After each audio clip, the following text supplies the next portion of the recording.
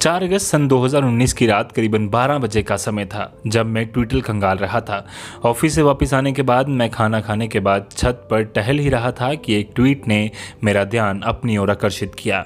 दरअसल ये ट्वीट था जम्मू कश्मीर के पूर्व मुख्यमंत्री उमर अब्दुल्ला का। उनका ट्वीट पढ़कर मुझे बहुत अजीब सा लगा। यूं लगा शायद उमर अब्दुल्ला इस ट्वीट में जो दर्शाना चाहते थे वो एक चेतावनी सी थी। उनका वो ट्वीट पढ़कर मुझे भी बहुत अजीब और डर सा लगा। अचानक ये सब कैसे हुआ, ये ख्याल मेरे मन में बहुत तेज़ी से चल रहा था। सांसें भी तेज़ हो रही थी। कुछ भी अच्छा नहीं लग रहा था। अचानक सब कुछ थम सा गया जैसे। लेकिन फिर भी मैंने अपने आप को समेटा और जो हर बार मैं करता हूँ, एक कहानी लिखी।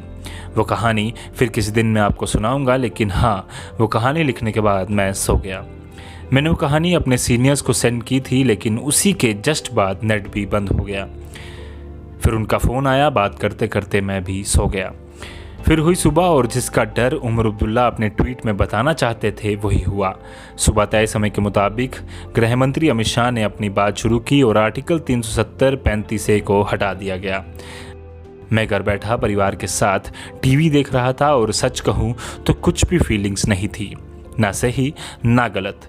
बस एक जर्नलिस्ट होने के नाते चीज़ों को समझने की कोशिश कर रहा था। इतने में ऑफिस जाने के लिए रवाना हुए तो जगह जगह पर कंठीली तारें लगी थी, सिक्योरिटी चेक्स हो रहे थे। ऑफिस पहुंचकर क्योंकि बाकी सब का नेट बंद था तो मैंने ब्रॉडबैंड का इस्तेमाल करके वीडियो अपलोड किया, कुछ अपडेट किया और शाम को घर आ गया। इस दिन ज़्यादा कुछ नहीं हुआ। सीनियर से बात करके चीज़ों को समझ रहे थे कि हुआ क्या है, क्या बदला है और क्या नहीं। शायद उमर का वो ट्वीट मेरे दिमाग में घूम रहा था। सब जगह शांति थी पर मन में शोर था। खैर, जो हुआ सो हो गया। अब आगे क्या?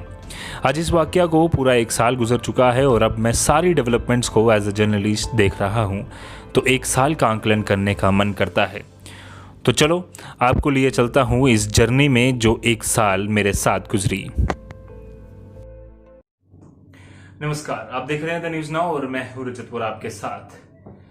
5 अगस्त सन 2020, 1 साल पूरा हो चुका है, तो हमने सोचा क्यों ना 1 साल का एनालिसिस किया जाए, 1 साल का आंकलन किया जाए कि पिछले 1 साल में मेरी journey as a journalist, as a Jammu का जर्नलिस्ट किस तरह से गुजरी, क्या क्या मेरे साथ हुआ, क्या क्या चीजें मैंने बदलते देखी, क्या क्या वैसा ही है जो नहीं बदला।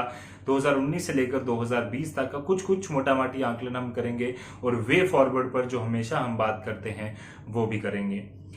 हर किसी नेता की तरह जो अपोजिशन में है, हर किसी उस व्यक्ति की तरह जो अपोज कर रहा है इस डिसीजन को, रो रहा है, उसको हम परे रखेंगे इस बार और कोशिश करेंगे कि जो वादे किए गए थे, जो बड़े बड़े बातें कही गई थी कि आर्टिकल 370 हटेगा, 35A हटेगा, जम्मू कश्मीर यूटी बना है, तो क्या बदलाव आएंगे, वो क्या बदलाव आए हैं उन सब पर बातचीत करेंगे।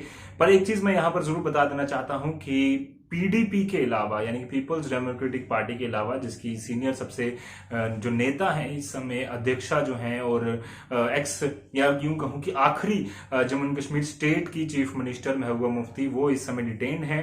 वो उनके ऊपर जो है वो हाउस अरेस्ट है, वो बंद है और उनका 3 महीने का एक्सटेंशन भी कर दिया गया है डिटेंशन का। बावजूद उसके उनके जो नेता है वो अभी भी आर्टिकल 370 को जब भी उनकी सरकार बनेगी वापस लाएंगे, ऐसी बातें करते हैं। इसके अलावा हमने बड़ी कोई आवाज ये नहीं देखी कि आर्टिकल 370 और 35 वापस लाया जाएगा। सब यही कह रहे हैं कि स्टेटहुड वापस दे दीजिए और कुछ जो अधिकार हमें मिलने चाहिए, जैसे जॉब रिजर्वेशन, लैंड रिजर्वेशन और बाकी प्रोफेशनल कॉलेजेस में जो बच्चे पढ़ते हैं उनके लिए रिजर्वेशन दे दीजिए। बाकी हम कोई भी ज्यादा डिमांड नहीं करते। ये बातें साफ तौर पर सबके सामने आ गई हैं। शुरुआत हम करते हैं 5 अगस्त की कहानी। छोटी सी मैंने आपको बताई कि रात को किस तरह से मेरे साथ गुजरी, उसके आगे बढ़ते हैं। सबसे पहले मैं आपको बता देना चाहता हूं कि कुछ वीडियो में आवाज अगर गलत आए या थोड़ी ऊंची नीची आए तो मुझे माफ कर दीजिए, क्योंकि मैं घर से ही कुछ वीडियोस आपके लिए रोज रोज बना रहा हूं, क्योंकि इस समय हालात कुछ ऐसे बने हुए हैं, तो उसके लिए मुझे माफी दीजिएगा। बाकी आपसे शुरुआत करता हूं।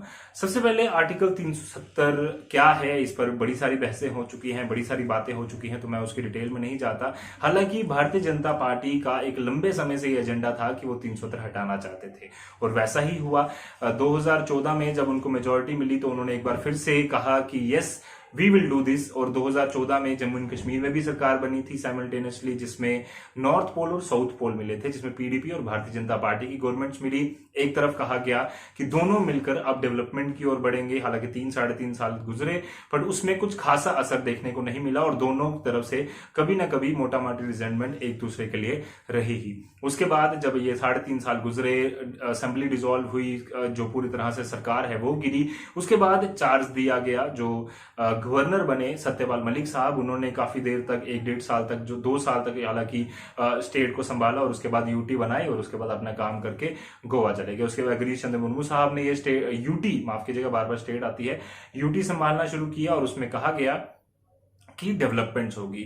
सत्यपाल मलिक साहब वादा कर गए थे 370 हटने के बाद, जो कि वो बार बार कहते रहते थे, 4 तारीख रात तक कहते रहते थे कि मेरे को इस चीज की कोई खबर नहीं है, अगर कल कुछ हो मैं नहीं कहता, पर आज तक इसका कोई भी अपडेट नहीं है। गुपकार डेलीगेशन भी आपको याद होगा, गुपकार मीटिंग जो की गई थी गुपकार रोड फारूक अब्दुल्ला साहब के घर में, वहां कई सारी parties, Kashmir centric parties, Kashmir based party जिसमें एनसी, पीडीपी और बाकी वो सब मिली थी और उन्होंने कहा था कि हम सब मिलकर ये एश्योर करेंगे कि 370 ना हटे और इस पर पूरा दबाव डालेंगे इंडियन गवर्नमेंट को, जबकि उसके बाद भी ये फैसला ले लिया गया। कई सारे बदलाव आए, ये सारी डेवलपमेंट्स आपको धीरे धीरे याद हैं। अब आते हैं जो 5 अगस्त सुबह हुआ, उसमें कहा गया कि आर्टिकल 370 के जो ज्यादातर खंड है वो हटा दिए जाएंगे, एक खंड को छोड़कर, जिस खंड का इस्तेमाल कर 370 को हटाया गया और 35 को हटाया गया।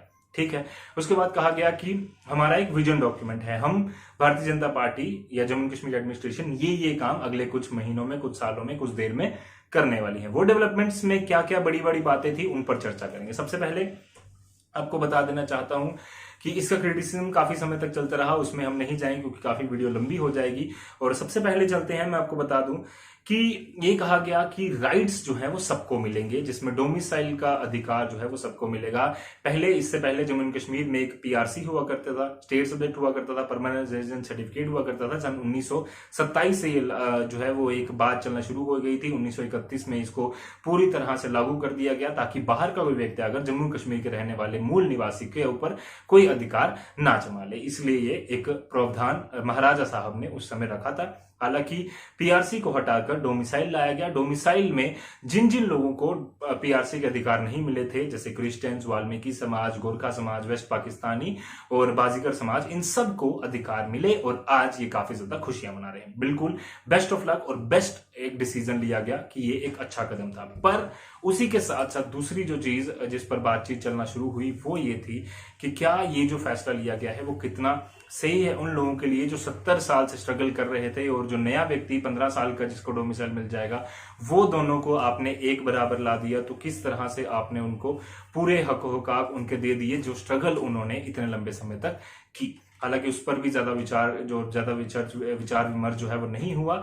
उसके बाद एक चर्चा आई कि ये सारी जो चीजें थी इन सबको आप अधिकार अमेंडमेंट भी कर दे सकते थे, जो एक छोटी सी लेजिस्लेटिव असेंबली में की जा सकती थी, जैसे आपने 370 में बाकी खंडों को अमेंड किया था पहले। ये भी भारतीय जनता पार्टी ने कहा कि नहीं, ऐसा नहीं हो सकता था, और पिछली गवर्नमेंटों ने क्यों नहीं किया अगर हो सकता था। तो इसी को देखते हुए भारतीय जनता पार्टी ने जो किया अपने हिसाब से उन्होंने बेस्ट किया और लोग आज उसकी वजह से खुश भी हैं। पर लोग वो नाराज हुए जो डोमिसाइल लेने अब जा रहे हैं, और पीआरसी लेने के लिए करीबन 1.5 करोड़ जनता जिनको लग रहा था कि हमारे पीआरसी को as a domicile certificate consider किया जाएगा, उनको वो पीआरसी सर्टिफिकेट नहीं मिला। यानी कि पीआरसी सर्टिफिकेट के बजाय उन्हें डोमिसाइल सर्टिफिकेट फिर से बनाना पड़ा, जो कि उनको लग रहा था कि एक नाइंसाफी है जिस पर अमेंडमेंट की जा सकती थी। हालांकि उस पर नहीं हुई। अभी भी डोमिसाइल सर्टिफिकेट्स बन रहे हैं, कई जगह ऑफलाइन, कई जगह ऑनलाइन। कई लोगों को नहीं पता तो वो ऑनलाइन और ऑफलाइन बनाने जा रहे हैं, पर पैंडेमिक के जरिए, पैंडेमिक की वजह से थोड़ा उसमें प्रॉब्लम हुई। राइट्स की बात हो गई। उसके बाद बीजेपी लीडर्स ने डोमिसाइल की बात कही थी, वो भी हो गया। जॉब्स की बात कही थी, जी हाँ, सबसे महत्वपूर्ण, सबसे जरूरी जॉब्स की बात कही गई थी कि आर्टिकल 370 हटने के बाद सत्यपाल मलिक साहब, देन गवर्नर, उन्होंने कहा था, या आखिरी governor of Jammu and Kashmir state, उन्होंने कहा था कि 50,000 जॉब्स अगले 3 महीने में फास्ट ट्रैक रिक्रूटमेंट के बेसिस पर आने वाली हैं। वो नहीं आई। 10,000 जॉब्स अभी तक करीबन आई हैं, 8,000 कुछ 4th क्लास के लिए और 1,800 कुछ आई हैं पंचायत अकाउंट असिस्टेंट के लिए। पंचायत अकाउंट असिस्टेंट की पहले ही 2019 में जुलाई में पोस्ट निकली थी, तो उसको नहीं कह सकते कि उसके बाद आई हैं, बट बावजूद उसके जो पोस्ट निकली है वो एक वेलकम स्टेप है। बट क्लास 4th पे भी लोगों को नाराजगी आ गई, क्योंकि उन्होंने कहा कि क्लास 4th की जो जॉब्स निकली हैं उसमें 10वीं और 12वीं के ऊपर कोई व्यक्ति फॉर्म नहीं भर पाएगा, जिसकी वजह से लोगों को नाराजगी हुई कि ग्रेजुएशन पोस्ट ग्रेजुएशन वाले लोग फॉर्म क्यों नहीं भर पाएंगे। ठीक है, उसके बाद पंचायत अकाउंट असिस्टेंट के फॉर्म निकले तो उसमें 50% मिनिमम क्राइटेरिया रख दिया गया परसेंटेज का, कि अगर आपने 50% क्वालिफाई किए हैं ग्रेजुएशन में, पीएचडी में, मास्टर्स में, तो आप क्वालिफाई करते हैं, नहीं तो आप एलिजिबल नहीं है। जिसके बाद ये तर्क आया कि अगर आईएएस केएएस के एग्जाम में कोई भी क्राइटेरिया नहीं है तो वाई इन पंचायत अकाउंट असिस्टेंट जॉब्स, ये एक तर्क जो है वो लगातार दिया गया। उसके बाद अभी भी मेजर रिक्रूटमेंट प्रोसेस जो है वो 2019 5 अगस्त के बाद कोई नहीं शुरू किया। भारतीय जनता पार्टी एक तर्क देती है कि शायद कोविड-19 की वजह से ये सारे प्रोसेस रुके और एडमिनिस्ट्रेशन ने भी उतना उसमें तवज्जो नहीं दिया, क्योंकि कोविड-19 को संभालना ज्यादा जरूरी था। ये भी एक तर्क दिया गया। उसके बाद आती है लैंड रिजर्वेशन की बात, कि लैंड रिजर्व किए जाएंगे जम्मू एंड कश्मीर के लोगों के लिए। उस पर अभी तक कोई भी लॉ नहीं लाया गया है। उसके बाद बात आती है कि क्या जो रीजनल आइडेंटिटी थी जम्मू एंड कश्मीर की, या स्पेशल जम्मू के, जिस पर बार बार भारतीय जनता पार्टी इलेक्शन लड़ती आई है, क्या वो अधिकार उनको मिले, तो उस पर भी अभी तक कोई क्लैरिटी नहीं है। हालांकि एजुकेशन पॉलिसी को एक हमारे जो member of parliament Jammu Poonch constituency का, उन्होंने कहा कि नई एजुकेशन पॉलिसी में उस कल्चर को, उस एथनिसिटी को सेव करने के लिए कहा गया है। तो ये भी एक तर्क जो है वो हमें समझ आता है, बट कि कब ये सारी चीजें आएंगी इस पर कोई भी क्लैरिटी नहीं है, क्योंकि काफी लंबा समय हो चुका है, 1 साल हो चुका है जब भारतीय जनता पार्टी इसकी सेलिब्रेशन कर रही है। तो सेलिब्रेशन किस बात की है, ये भी एक अलग से तर्क आया। उसके बाद बात आई कि नेट जो है वो बंद हुआ था, पिछले 1 साल हो चुका है, 4G इंटरनेट कनेक्टिविटी अभी तक नहीं चल रही, तो वो किसी प्रकार से नहीं दिए गई है। उसके अलावा मैंने अपनी बात कही थी कि एज अ जर्नी मैंने जो फील किया वो ये था कि मोटा मोटी बदलाव ये आया है कि शेर कश्मीर जहां जहां भी नाम इस्तेमाल होता था उसे हटा दिया गया। शेर कश्मीर शेख अब्दुल्ला के नाम पर एक खिताब था, शेर कश्मीर के नाम से उन्हें कश्मीर में लोग बुलाते थे, जम्मू कश्मीर में, देश भर में भी बुलाया करते थे। इसके अलावा शेर कश्मीर के अलावा उनकी फोटोज भी कई जगहों से हटाई गई। 2 जो कैलेंडर में जो छुट्टियां थी उसे हटा दिए गए, 13 जुलाई और 5 दिसंबर की। 13 जुलाई की छुट्टी मार्टियर्स डे के रूप में, जम्मू में ब्लैक डे के रूप में मनाई जाती थी। इसके अलावा जो 5 दिसंबर की छुट्टी थी, अगर डेट में गलत बोल दूं तो माफी दीजिएगा, 5 दिसंबर की जो छुट्टी थी जिसमें शेख अब्दुल्ला का जन्मदिन था, उसे भी हटा दिया गया ताकि शेख अब्दुल्ला को भी कोई याद ना करे, नई चीजों को याद किया जाए। और उसके बाद एक फैसला लिया गया था कि 31 अक्टूबर सन 2019 को ही जम्मू एंड कश्मीर को यूटी बना दिया जाएगा, जिस दिन वल्लभ भाई पटेल साहब की एनिवर्सरी थी, बर्थ एनिवर्सरी थी, उस दिन यह फैसला लिया गया और जम्मू एंड कश्मीर ऑफिशियल तौर पर 31 अक्टूबर को यूटी बन गया। उसके बाद भी ये मैं वसूख के साथ ये मैं जरूर ये कहना चाहूंगा कि कोई भी जम्मू एंड कश्मीर में ऐसा व्यक्ति नहीं था जो जम्मू एंड कश्मीर के स्टेट बनने पर खुश हुआ। हालांकि यूनियन गवर्नमेंट ने भी इसको रिकॉग्नाइज किया था, इसे माना था कि हम स्टेट इसको वापस बनाएंगे, इसको यूनियन टेरिटरी ज्यादा देर तक नहीं रहने देंगे, जैसे ही हालात ठीक होते हैं वापस ये स्टेट बन जाएगा। अब बात वहीं पर आके टिक गई है कि कब बनेगा, ये सारी बातें अभी भी चल रही हैं। इसके अलावा जो बड़े चेंजेस जो आए हैं वो ये है कि अब भारतीय जनता पार्टी बात तो करती है पर खुशियां ज्यादा गिनाने की कोशिश करती है, बजाय इसके कि वो ये बताए कि हमने क्या क्या चीजें अभी करनी है और क्या क्या चीजें हम पिछले 1 साल में नहीं कर पाए। Please accept that. अगर आप ये चीजें एक्सेप्ट करेंगे तो हमें भी लगेगा, लोगों को भी लगेगा कि शायद आप उनकी बात सुन रहे हैं। और बाकी अपोजिशन पार्टीज को भी, जो अपोजिशन पार्टी का एक एलिगेशन है लगातार कि हमें बोलना नहीं दिया जा रहा, उनको भी बोलने दीजिए, उनकी बातें भी रखिए। डिलिमिटेशन की बात आई कि डिलिमिटेशन किया जाएगा, पिछले 1 साल हो चुका है, अभी उस पर बड़े लेवल पर कोई चर्चा नहीं हुई। हालांकि ये सुना है, प्रोसेस शुरू हुआ है, मेंबर्स भी डिसाइड हो गए हैं, बट अभी तक उस पर क्लैरिटी नहीं कि कब तक वो हो जाएगा और उसके बाद इलेक्शंस कब तक होंगे, क्योंकि वो नहीं हुए। उसके बाद जम्मू एंड कश्मीर का एक सबसे बड़ा हिस्सा जो यूटी बनने के बाद बदल गया वो ये था कि लद्दाख, जो देश ना सिर्फ जम्मू एंड कश्मीर का बट देश का सबसे बड़ा डिस्ट्रिक्ट है, लेह, ये दोनों लेह और करगिल डिस्ट्रिक्ट जम्मू एंड कश्मीर से अलग हो गए, एक अलग यूटी बन गए। वो आज सेलिब्रेशन भी कर रहे हैं और क्यों ना करें, क्योंकि लद्दाख काफी लंबे समय से यूटी की मांग करता रहा है। इसमें भी नाराजगी थी कई लोगों को, करगिल नहीं करता रहा, लेह करता रहा है हमेशा से। बौद्ध समुदाय काफी समय से इसकी मांग करता रहा है और यूटी जब मिला तो उन्हें उम्मीद थी कि काफी डेवलपमेंट होगी। वो भी अब रो रहे हैं, वो कई सारी चीजों में नाराजगी है उन्हें कि हमें रिजर्वेशन कोई भी नहीं मिली, जम्मू एंड कश्मीर के डोमिसाइल में हमें अधिकार नहीं मिला, जबकि हम लगातार इनमें डेवलपमेंट में काम करते रहे हैं। जम्मू कश्मीर में हमने पढ़ाई की है, इंजीनियरिंग स्टूडेंट्स हम लोग रहे हैं, उसमें नाराजगी रही। रिक्रूटमेंट एजेंसी कोई अभी लद्दाख में नहीं है। हालांकि कल एक अनाउंसमेंट जरूर हुई थी, 4% reservation in professional institutions of Ladakhi students, ये एक फैसला लिया गया था। पर अभी भी लद्दाख के कई सारे लोग नाराज है, वो खुश नहीं है कि हमें जो मिलने चाहिए थी डेवलपमेंट वो नहीं मिली यूटी बनने के बाद। जम्मू वेट कर रहा है, जम्मू कश्मीर वेट कर रहा है कि हमारी जो रीजनल आइडेंटिटीज थी, जिसमें पीआरसी जैसे सर्टिफिकेट्स थे, जो हमारे अपने अधिकार हमें मिले थे, वो हमें वापस दे दिए जाए। हालांकि उसमें अभी तक कोई क्लैरिफिकेशन नहीं है कि सरकार देगी, क्योंकि स्टेटहुड जरूर कही है पर ये नहीं कहा कि वो क्या क्या चीजें देंगी। तो इसमें ओवरऑल हम आंकलन करके ये समझ पाते हैं कि जो चीजें उन्होंने कही थी, ज्यादातर चीजें उसमें क्लैरिटी से सामने नहीं आई है, या फिर सरकार बताने में इतनी समर्थ नहीं रही, या फिर हमें नहीं लगता कि उस तरह की डेवलपमेंट जो वो कहते थे कि होगी वो हो पाई है। क्योंकि हम अभी भी देख रहे हैं 4G नेट बंद होने के बाद, हमारे एक स्कॉलर हैं कंवल सिंह, उनकी वीडियो भी मैं आपके साथ अभी कुछ ही देर में, उनके कुछ स्पेसिफिक पॉइंट्स हैं मैं आपके साथ जरूर शेयर करूंगा। हालांकि एक काम करते हैं, पहले कुछ उनके स्पेसिफिक पॉइंट जो उन्होंने डिटेल में बताए हैं मैं उसी वीडियो में आपको ले चलता हूं, फिर उसके बाद कंक्लूडिंग रिमार्क्स में आपने दूंगा। क्या the current political dispensation article 370 के एब्रोगेशन के बाद उसके फॉलआउट्स को एड्रेस करने में नाकामयाब रही है, या have we achieved something in the last 1 year? There is a saying in English, the end में justify the means as long as there is something to justify the ends. कोई भी डेमोक्रेसी इफेक्टिव तब तक नहीं हो सकती जब तक पब्लिक पार्टिसिपेशन ना हो। As a youth of Jammu and Kashmir, I never thought that one day I'll be living, writing my own history. Dwindling between the vast possibilities of a better future and the idea of a Naya Jammu and Kashmir, I wonder, क्या ये right time है celebrate करने का? When we have so much issues at hand जिनको address करना बहुत जरूरी है. In the last 1 year, the economy of Jammu and Kashmir alone has faced losses of 50,000 crore. More than 90,000 people have lost their jobs in different sectors. Internet suspension की वजह से COVID-19 जैसे pandemic में हम हेल्थ और education sector manage नहीं कर पाए। जहां work from home, health care from home, study from home की बात की जा रही है, वहां जम्मू एंड कश्मीर में एट 2G स्पीड ये सब पॉसिबल ही नहीं था। 2G इंटरनेट सर्विसेज में जब ऑनलाइन बिडिंग, रिवरबेड एक्सट्रैक्शन या माइनिंग की गई जेलम से, तो लोकल बिडर्स अप्लाई ही नहीं कर पाए because internet was suspended in Kashmir. और जहां काम कर रहा था वहां 2G इंटरनेट स्पीड काम कर रही थी। इन 1 सालों में the district of Leh and Kargil feel like that the Ladakh region has been left out. The Ladakh region is right now in cold, क्योंकि वहां कोई भी डेवलपमेंट नहीं हुई है। वहां के लोगों का कहना है कि लद्दाख एक लॉलेस स्टेट बन चुका है, जहां ना कोई अपना बैंक है, ना कोई रिक्रूटमेंट बॉडी है। इवन जो कैंडिडेट्स पहले जम्मू एंड कश्मीर बैंक की एम्प्लॉयमेंट अपॉर्चुनिटीज अवेल कर सकते थे, आज उनको नई डोमिसाइल लॉ के तहत बार कर दिया गया है।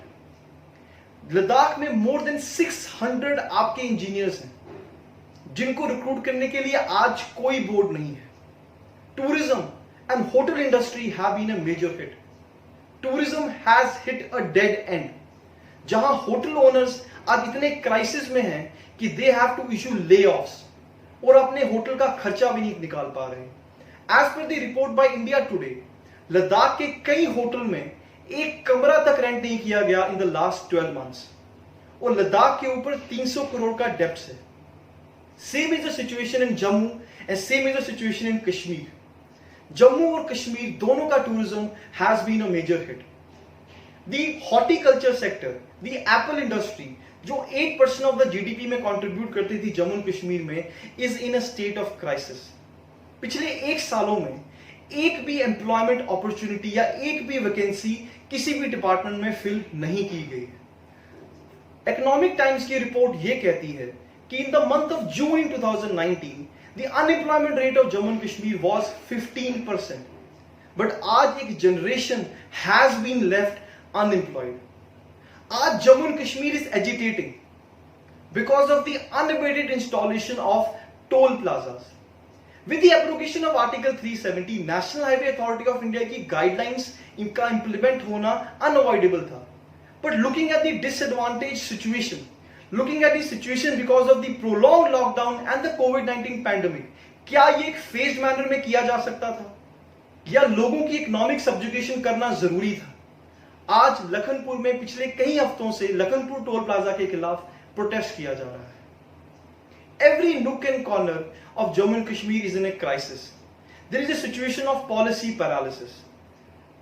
कहीं ना कहीं लग रहा है कि नया पॉलिसी फ्रेमवर्क अंडरमाइन कर रहा है जम्मू एंड कश्मीर की ग्राउंड रियलिटी को। इसी दौरान यूपीएससी एज रिलैक्सेशन जो 5 साल का कंपनसेशन देता था यहां के लोगों को, यहां के यूथ को, in compensation to the period loss to force migration and conflict in the 90s, वो अनटाइमली स्क्रैप कर दिया गया।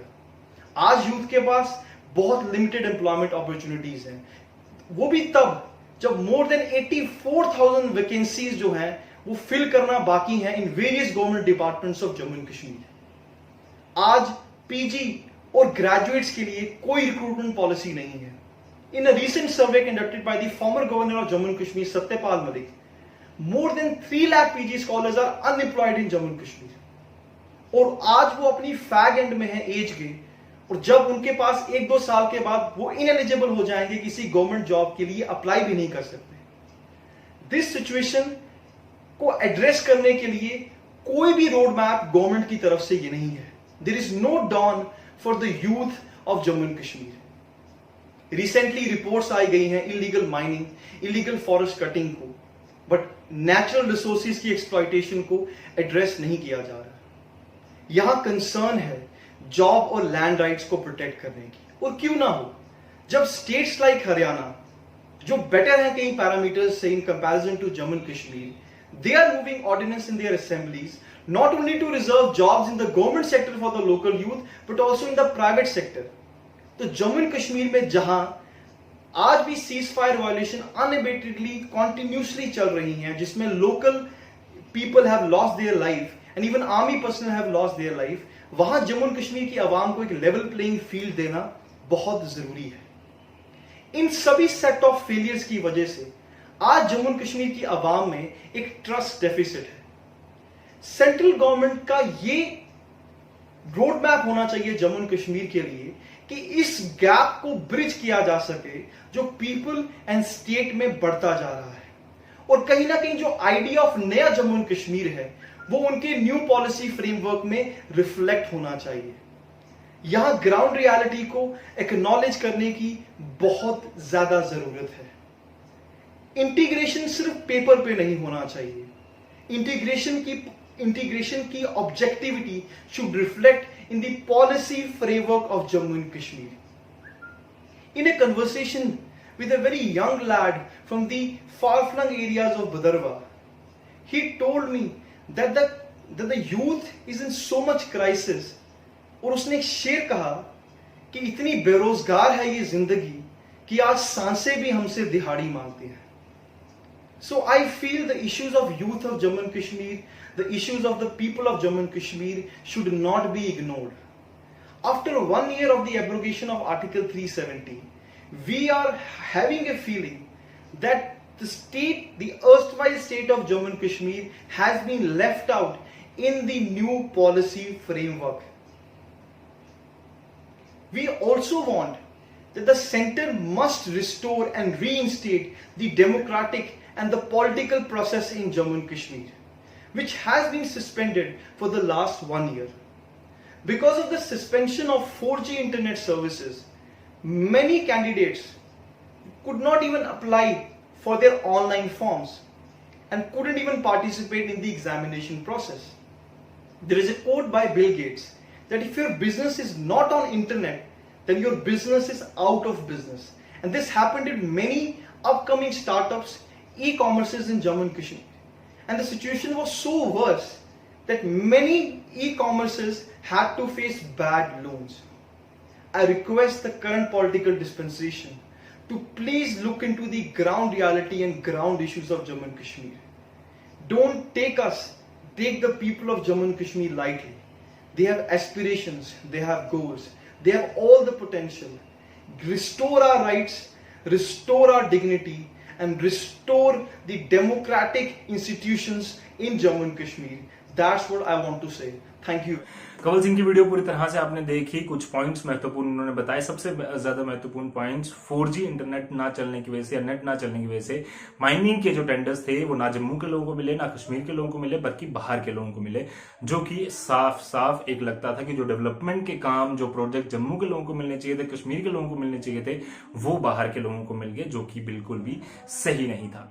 जम्मू एंड कश्मीर के लोगों में नाराजगी ये नहीं है कि वो कंपीट नहीं करना चाहते बाहर के लोगों के साथ, ये सबसे पहले मैं क्लियर कर देना चाहता हूं। वो इसलिए नाराजगी है क्योंकि पिछले काफी समय में इंफ्रास्ट्रक्चर आपके पास डेवलप नहीं है, इंडस्ट्रीज अच्छी नहीं है, आपके पास स्कूल्स, कॉलेजेस, एजुकेशनल इंस्टीट्यूशंस बाकी या यूनिवर्सिटीज या इसके अलावा हेल्थ इंफ्रास्ट्रक्चर वो इतना डेवलप नहीं है, जिसकी वजह से आपने जगदम सारी चीजें खोल दी और बाहर के लोग आकर अगर यहां पर बसना शुरू हो गए तो एक डर जो जम्मू कश्मीर के लोगों में ये है कि हमारे पास ऑलरेडी ये उपलब्ध चीजें नहीं है, इंफ्रास्ट्रक्चर नहीं है, बाहर के लोगों के पास सब कुछ है, अगर वो जम्मू कश्मीर आते हैं तो हमारे जो हक में मिलने चाहिए वो नहीं मिलेंगे। इसीलिए वो बार बार अपोज करते हैं कि डोमिसाइल सर्टिफिकेट को थोड़ा रिजिड बनाया जाना चाहिए। हर एक व्यक्ति बाहर का जम्मू एंड कश्मीर में आकर अगर डोमिसाइल लेता रहेगा तो जम्मू एंड कश्मीर के बच्चे जिनके पास ऑलरेडी जॉब्स नहीं है वो जॉब्स कैसे लेंगे, ये एक नाराजगी जरूर उन्होंने बताई।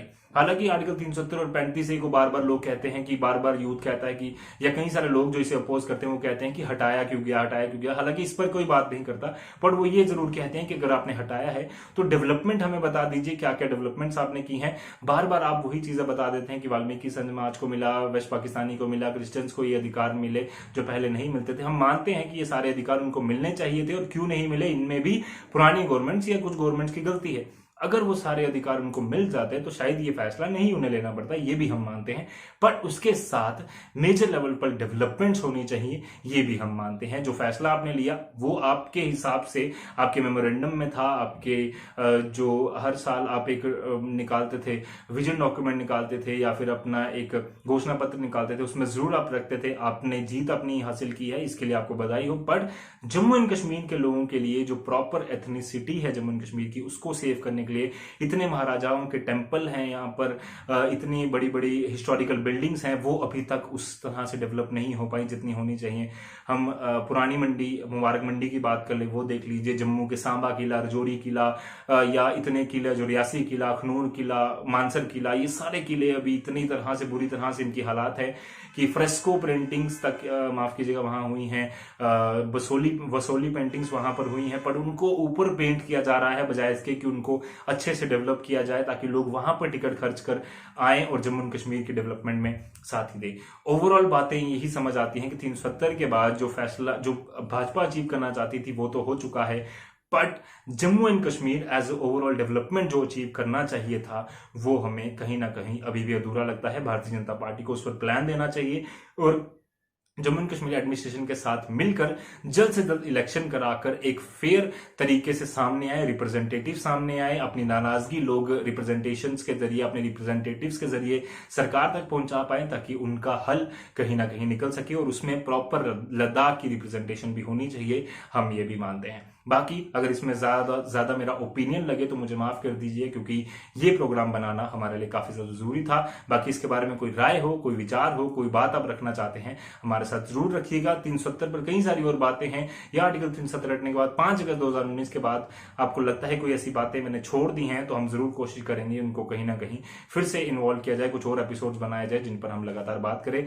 जम्मू एंड कश्मीर का एक फ्लैग होता था जिनमें 3 डंडियां, 3 लाइंस व्हाइट कलर की हुआ करती थी, रेड कलर का वो फ्लैग था, हल का निशान था, हल का निशान किसानों के लिए था, 3 जो लाइनें थी वो थी जम्मू कश्मीर और लद्दाख के लिए, तो वो अलग हो चुका है, अब झंडा नहीं रहा। इसके अलावा जो रेड कलर था स्टार्टिंग में 1931 के बाद जो एक माटिया डे के रूप में जो डे मनाया जाता था जिसमें 20 लोग कहा जाता है कि शहीद हुए, उनके ब्लड के निशान के एज रेड वो बताया जाता था, तो बाद में ये लेबर मूवमेंट तब्दील हो गई।